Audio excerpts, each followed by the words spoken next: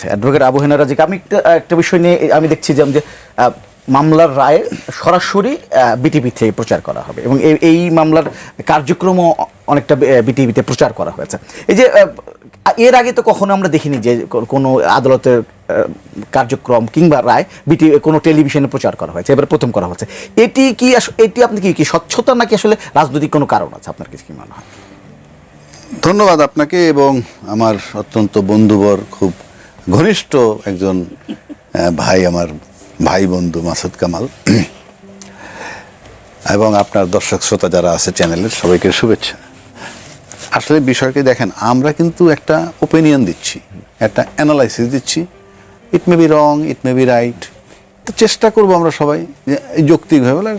মাসুদ কামাল ভাই কিছু কথা বলছেন, যৌক্তিকতা আছে অবশ্যই, কিন্তু যেটা আপনি বলেন যে টিভিতে প্রচার, ফর এক্সাম্পল, আমি টিভিতে এরকম রায়, এটা কিন্তু কালকে রায় প্রকাশ করবে এবং আমি যেটুকু শুনছি সেটুকু বলছে, অত বড় রায় তো আর শোনানো যাবে না, হয়তো আদেশ পোর্শনটা সরাসরি শোনাবে যে এইভাবে সন্দেহাতীতভাবে প্রমাণিত হয়েছে এবং তাদেরকে এই দণ্ডে দণ্ডিত করা হইল, হয়তো বা এইটুক ইট মেবি 2-3 মিনিটস এরকম। তো যেটা আপনি বললেন যে এরকম আগে আমরা দেখি নাই, বা আমি ধরা যাক রায় প্রচার করা হইল কালকে, এইটা আমি দেখছি কিনা জানি না, তবে আমরা এক্সিকিউশনের যে বিজয়, মানে বিনোদন, সেটা আমরা দেখছি। আপনি রাষ্ট্রীয়ভাবে পানিশমেন্ট দেন, আইনের মাধ্যমে পানিশমেন্ট দেন, মৃত্যুদণ্ড দেন, বিষয়টা কিন্তু হৃদয় বিদারক। হৃদয় বিদারক মানে আপনি একটা লোককে তুলে নিয়ে মৃত্যুদণ্ড দিবেন। তো এই যে আলাপটা আমরা আজকে করছি, এখন ধরেন এর আগে এই যে যুদ্ধ অপরাধীদের বিচার করা হয়েছে, জাস্টিফাইড, আপনি বিচার অবশ্যই করতে পারেন, কিন্তু ইভেন বঙ্গবন্ধু হত্যা মামলার বিচারগুলো আমরা দেখছি, সব বিচার হতে পারে, হওয়া উচিত। যেমন এই যে জুলাই আন্দোলনের সময় বলা হয় যে পুলিশ হত্যার বিচার নিয়ে কথা, সেগুলোরও বিচার আসা উচিত, সেটা ঠিক আছে, সেগুলো নিয়ে। কিন্তু আমরা কিন্তু দেখছি সেই যে এক্সিকিউশনটা যখন এক্সিকিউট করে, 3 দিন আগে আমরা পত্রিকায় নিউজ পাইতাম ম্যানিলা রোপ, পাকা কলা মাখতেছে। এই যে পাকা কলা মাখতেছে, এটা কিন্তু যেই ভদ্রলোকের মৃত্যুদণ্ড হবে সে যেমন শুনতেছে, তার পরিবারও শুনতেছে। বিষয়গুলো খুব টাচি ইস্যু, কারণ লোকটা মরে যাবে। এখানে আপনি শয়তান ফেরেস্তা আইনেন না, আমি বলছি শাস্তি হইতেই পারে রাষ্ট্রীয়ভাবে মৃত্যুদণ্ড। আমি ব্যক্তিগতভাবে যদিও রাষ্ট্রীয়ভাবে মৃত্যুদণ্ড পছন্দ করি না, সেটা ভিন্ন কথা। তখন আমরা দেখতাম এইটা বলছে, তারপরে বলতো এরকম যে ম্যানিলার তো গেলই, এরপর যেদিন ঘটনা ঘটবে, এই জেলার প্রবেশ করলেন, এই ম্যাজিস্ট্রেট প্রবেশ করলেন, এই আইজি প্রিজন প্রবেশ করলেন, এই কফিন বক্স অ্যাম্বুলেন্স যাচ্ছে, এই যে বিষয়গুলো। এবং সবাই কিন্তু আমরা কাজ ছেড়ে, আপনারাও টোটাল এমন কোনো, সব মিডিয়ায় ধারাবাহিকভাবে প্রকাশিত হয়েছে এবং মিডিয়ার কাছেও সেটা তখন মনে হয়েছিল একটা বিশাল একটা কিছু করতেছে। আমি মিডিয়ারও দোষ দিচ্ছি না,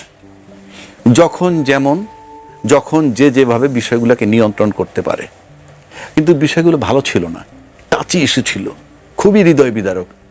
কারণ একজন সন্তান দেখতে তার বাবাকে ঝুলাবে, কফিন বক্সটা গেছে, এই যে বললেন জাজমেন্ট প্রচার করা আর এই এক্সিকিউশন দেখানো, আমরা অনেক আগে দেখছি এক্সিকিউশন। আমার মনে হয় মাসুদ কামাল ভাইয়েরও মনে আছে, আমরা দেখতাম সাধারণত 12টার পর কাক ডাকা বলে মৃত্যুদণ্ড কার্যকর হয়ে যেত, পরদিন সকালে সিম্পলি নিউজ আসতো এই যে অমুকের মৃত্যুদণ্ড কার্যকর করা হয়েছে, দ্যাটস অল। কিন্তু এই যে জিনিসগুলা আপনি যেভাবে শুরু করে গেছেন, আমার কাছে বিনোদন মনে হইতো। এই যে যখন এইগুলা, বিশেষ করে বললামই তো বঙ্গবন্ধু হত্যার যেটা, ইভেন স্বাধীনতা বিরোধী, এটা বললেই কালকে সকালে ট্যাগ লাগাবে যে আমরা জামাতের পক্ষ। এটা পক্ষপাতিত্ব নয়, বিচার হচ্ছে।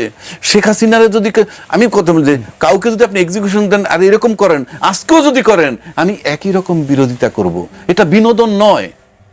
এইবার আসেন, মাসুদ কামাল ভাই যেমন বললেন যে ফলাফল কি হবে। হ্যাঁ, কারণ এই ধরনের মামলায় আপনি একেবারে, এই মামলাগুলোর সাথে রাজনীতির একটা সম্পর্ক থাকে, এই মামলাগুলোর সাথে একটা রাষ্ট্রীয় সিদ্ধান্তের ব্যাপার থাকে। এই শেখ হাসিনা আজকে যে জায়গাটা আছে তার সাথে গ্লোবাল অথবা এই উপমহাদেশ ধরেন, এর অনেক বিষয়গুলো এখানে ইনভলভ আছে। সুতরাং বিষয়টা একেবারেই যে রাজনীতির বিষয় এখানে নাই তা না। এখন কালকে এর মানে এই না যে রায় প্রভাবিত হবে কিনা কিংবা রায়টা সঠিক কিনা সেটা আমি বলতে পারি না। তবে আমার যে আইনের ছাত্র হিসেবে যেটুকু বলি সেটা হলো এই সমস্ত মামলার ক্ষেত্রে ওই শেখ হাসিনা তো কাউকে পিস্তল দিয়ে গুলি মারে নাই, বাট এটা হলো কি তার সিদ্ধান্ত ছাড়াও মারা সম্ভব না। কেন মারা সম্ভব না? আপনি বলেন আইজিপির ক্ষমতা আছে নাকি ডিরেকশন দেওয়া যে হত্যা করো। এখন সেখানে কি হয়েছে, দুইটা জিনিস খুব অবজারভেশনের ব্যাপার আমার কাছে। আইজিপি রাজসাক্ষী হইল, এখন রাজসাক্ষী হইল তার কাছে পুলিশের টপ, পুলিশের যে গুলি মারছে মাঠে যেই মেরে থাকুক, without the clearance is the top of পুলিশের টপের হুকুম ছাড়া বা তার নির্দেশনা ছাড়া কেউ গুলি মারবে না। এত তামাশা কারণ। তাহলে টপ নির্দেশনা পাইছে কার কাছ থেকে? এরকম একটা ক্লুর ক্ষেত্রে রাজসাক্ষী বানায় সাধারণত, আর সে একটা অথরিটি। আজকে শেখ হাসিনাও কিন্তু এই আমাদের 16 বছরের রাজনীতি কিভাবে চলছে, উপমহাদেশে কেমনে চলছে সেটার ব্যাপারে সে একটা অথরিটি। এ গেল একটা দিক। সুতরাং এই অথরিটির উপরে গুরুত্ব কি দিয়ে আপনি জাজমেন্টটা টু সাম এক্সটেন্ট জাস্টিফাইড হতে পারে। আর একটা পার্ট, শেখ হাসিনা কিন্তু অনেক ভিডিও ক্লিপ আমরা পাইছি গত 1 বছরে, এর এই ডাইরেকশন দেয়, ওর এই ডাইরেকশন দেয়। এখন পর্যন্ত কিন্তু আমরা এই কথা কোনোদিন পাই নাই, বা অন্য যারা কেউ কিন্তু এখন কিন্তু এই একটা কথা কিন্তু আসে নাই যে আমার বিরুদ্ধে আইজিপিরে কাস্টডিতে রেখে আমার বিরুদ্ধে রাজসাক্ষী বানিয়ে আমাকে আসামি করা বা অপরাধী প্রমাণ করা হচ্ছে। এই ভিডিও কিন্তু আমরা কেউ পাই নাই। এটা হয়তো আল্লাহর তরফ থেকেই বন্ধ রয়েছে, না হলে এরকম একটা ভিডিও আসতে পারতো। এখন আজকে রাত্রে আসলে আর সেই রেজাল্টটা হচ্ছে না। যাই হোক, মোটের উপরে আমার কাছে মনে হয় যে এখানে রাজসাক্ষী একটা ফ্যাক্টর, এবং তার উপরে নির্ভর করেই রায়ের মানে অন্তত এক্সিকিউশনের পার্টটা, রায়ের পার্টটা নির্ধারিত হয় যৌক্তিক। কালকে অপরাধ ট্রাইব্যুনালে, আন্তর্জাতিক অপরাধ ট্রাইব্যুনালে শেখ হাসিনার বিরুদ্ধে মামলার রায় ঘোষণা করা হবে, এবং এটি এই জুলাই হত্যাকাণ্ডের প্রথম মামলাগুলোর প্রথম রায় এটি। তো এটি নিয়ে বলছে সারা দেশেই নানা ধরনের নিরাপত্তা জোরদার করা হয়েছে, নিরাপত্তার সংখ্যা দেখা দিয়েছে, বিভিন্ন জায়গায় চোরাগত হামলা আমরা দেখতে পাচ্ছি। সবকিছু মিলে আপনার কাছে কি মনে হচ্ছে যে এটার প্রভাব, যে তাৎক্ষণিক প্রভাব বলি এবং সুদূর প্রসারী প্রভাব, আপনার কাছে কি মনে হচ্ছে?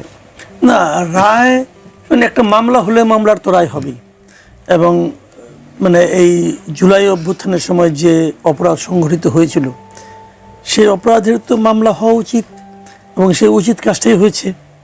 এবং রায়টা কি হবে এটাও আমরা কিন্তু সবাই এখন মোটামুটি একভাবে জানি।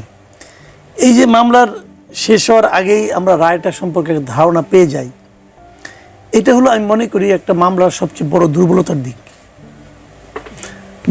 এই কারণে যে আমরা মানে এরই মধ্যে এক ধরনের মানে আওয়াজ তৈরি হয় মানুষের মধ্যে, যেমন আগে, যেমন আমি একটা উদাহরণ দিয়ে বলি, এই আদালতের ট্রাইব্যুনাল তো আগেও ছিল।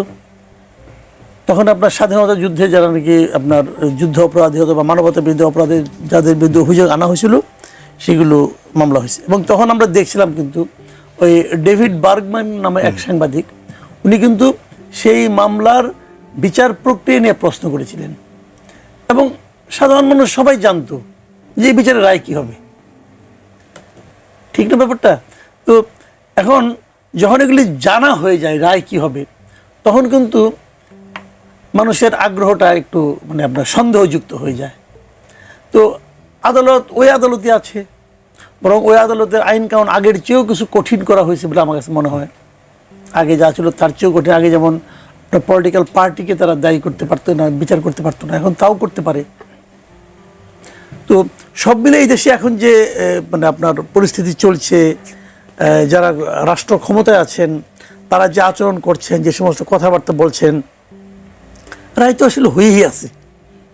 আচ্ছা, আপনি কি, আমি যেটা গ্যারান্টিতে বলতে পারি এই মামলায় শেখ হাসিনাকে দোষী সাব্যস্ত করা হবে, মৃত্যুদণ্ড দেওয়া হবে, এটা আমার কাছে মনে হয়। মানে এটা হলো কি জানেন, আমি বলছি না বিচারক কার্যক্রম নিয়ে আমার কোনো মানে আমি কোনো সন্দেহের কথা বলছি না, কিন্তু আমার কথাটা হলো যে যেরকম একটা আবহাওয়া তৈরি করা হয়েছে, এখন যদি ধরা যাক, হাইপোথেটিক্যালি ধরেন, যদি এই মামলায় শেখ হাসিনাকে যাবজ্জীবন দেওয়া হয় অথবা মনে করেন আরও লঘু কোনো সাজা দেওয়া হয়, তাহলে কি দেশে একটা কেওয়াস তৈরি হবে না? হবে তো। কারণ এদেশে তো হাইকোর্টের বিচারক চেঞ্জ হয়ে যায় মবের কারণে, হয় নাই? উপদেষ্টা বলতেছে যে কালকে হাইকোর্টে আপনারা সবাই যান, যেখানে মব করেন, হাইকোর্টে সবাই গেছে, মব করছে, বিচারক চেঞ্জ হয়ে গেছে। অনেকগুলি বিচারকের চাকরি চলে গেছে, হয়েছে তো। এই বিচারটা কে করছে? মব করছে রে ভাই। কারণটা কি? কারণ সবাই ভয় পাইছে যে এই ঝামেলাতে আমি মেটাতে পারবো না, আর সরকারও তো এই ঝামেলা মেটানোর চেষ্টা করবে না। সরকার তো নীরব দর্শক। এই সরকার মাঝে মাঝে বলে না যে আমাদের আইন শৃঙ্খলা বাহিনী এখনো শক্ত না, পুলিশের মনোবল ফিরে আসে নাই। তাহলে দেশটা কেমন চলছে? পুলিশ কি করে আসলে? পুলিশ দিয়ে গভর্নমেন্ট কি করে? পুলিশ দিয়ে গভর্নমেন্ট মানুষকে ভয় দেখায় যে তুমি এটা করলে কিন্তু তোমাদের ধরে নিয়ে আসবে। কারণ পুলিশ লাগে না তো, মব বলে তুমি যেটা করো তোমার পেছনে মব লাগাই দেবো। মব লাগবে, কিছুই বলবে না। এই যে কয়েকদিন আগে দেখেন, বেশি দূর যাওয়া দোকান, এই যে 13 তারিখে ঘটনাই তো, এই বিয়ের আপনার কি বলে 32 নম্বরের সামনে এক ভদ্রমহিলা, প্রৌঢ় এক মহিলা আসছিলেন, তাকে কতগুলি ইয়াং ছেলে মেয়ে ধরে পিটাইলো। একটা যুবতী নারী তাকে বাঁশ দিয়ে পিটাইলো, দেখলাম তো, এটা তো ভিডিও দেখলাম। ভাই তার মায়ের বয়সী কিন্তু হবে, পিটাইলো। পুলিশ কার বিরুদ্ধে মামলা করলো? যে মার খেলো তার বিরুদ্ধে। যে মারলো ওটাকে অপরাধের মধ্যে পড়ে না,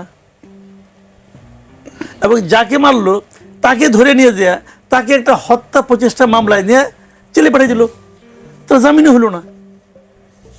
কে করলো? আমাদের বিচার বিভাগ করলো। এগুলি যখন কেউ দেখবে, দেখার পর কি বলবে তারা?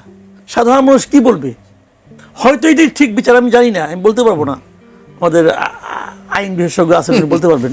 হয়তো এটাই সঠিক বিচার, আমি জানি না, এটাই হয়তো নিয়ম। কিন্তু আমরা যারা সাধারণ মানুষ, আমরা কিন্তু এখানে লজিক খুঁজে পাই না। যে লোকটা মারলো, যাকে দেখলাম প্রকাশ্যে, ধরা যাক কথার কথা ওই মহিলাটা অপরাধী, ধরা যাক, যা নাকি ধরাও খুব কঠিন ব্যাপার, তবু ধরলাম। কিন্তু যিনি মারলেন উনি তো পুলিশ না, উনি তো আইন প্রয়োগকারী সংস্থা না, তো উনি কি মারতে পারেন? পারেন তো না, মারলেন তো, ওরা কি কিছু হয়েছে?